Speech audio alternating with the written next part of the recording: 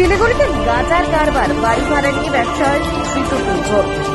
শিলিগুড়ির শাস্ত্রীনগরে বাড়ি ভাড়া নিয়ে গাঁজার ব্যবসা চালাচ্ছিলেন কোচবিহারের আশুতোষ বিশ্বাস। গোপন সূত্রে খবর পেয়ে ভক্তিনগর থানার পুলিশ কমলচন্দ্র পালের বাড়িতে হানা দেয়। আশুতোষ সহ উত্তম সরকার ও উজ্জ্বল সরকারকে গ্রেপ্তার করে।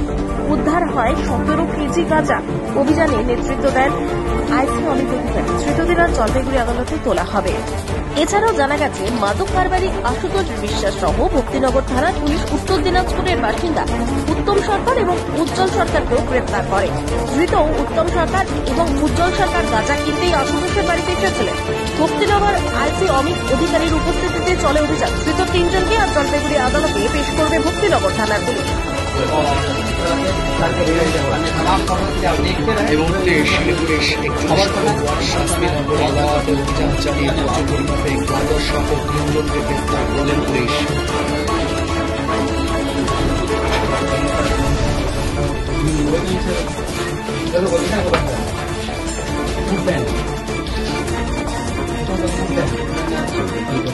এই যে তিনজন দেখতে পাচ্ছেন, এই তিনজন গাঁজার কারবারের সাথে যুক্ত ছিল এবং ঘটনাস্থলে রীতিমতো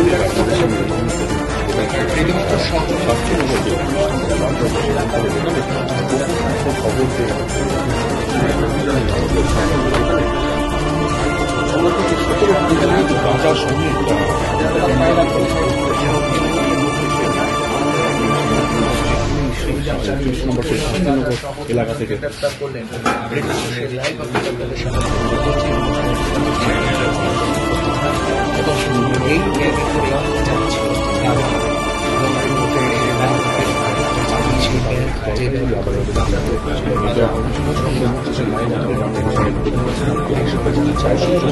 সেই তিনজন দেখতে পাচ্ছেন যারা গাঁজার ব্যবসার সাথে যুক্ত ছিল।